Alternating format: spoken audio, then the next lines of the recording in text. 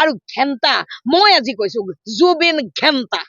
ঘেণ্টা জুবিন ঘেণ্টা মই কৈছো ঘেণ্টা মই আজি কৈছো জুবিন ঘেণ্টা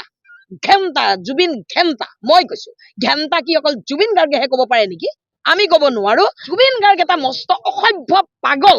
জুবিন গাৰ্গে বিজেপিৰ পৰা 1.5 কোটি টকা লৈ এখন ৰেঞ্জ ৰভাৰ কিনিছে আপুনি জানে জুবিন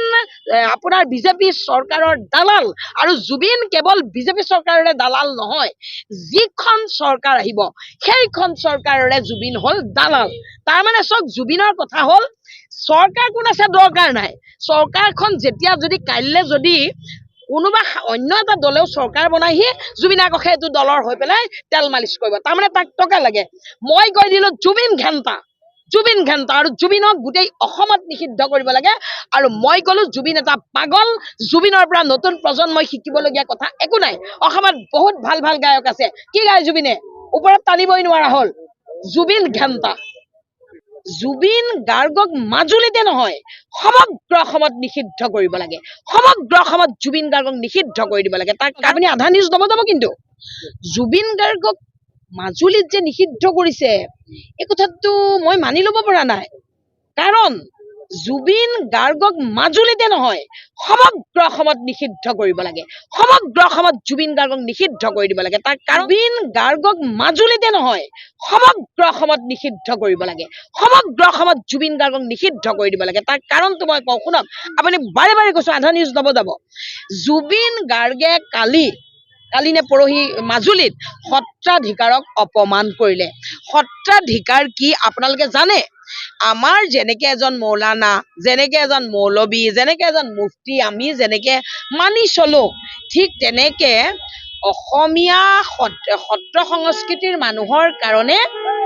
আপোনাৰ সত্ৰাধিকাৰজন বহুত গুৰুত্বপূৰ্ণ মানুহ আপুনি সত্ৰাধিকাৰজনক জুবিনে নামানিব পাৰে জুবিনে সত্ৰাধিকাৰজনক নামানিব পাৰে কিন্তু জুবিনে সত্ৰাধিকাৰজনক তেওঁ অপমান কৰিব নোৱাৰে নহয় আৰু এটা কথা চাব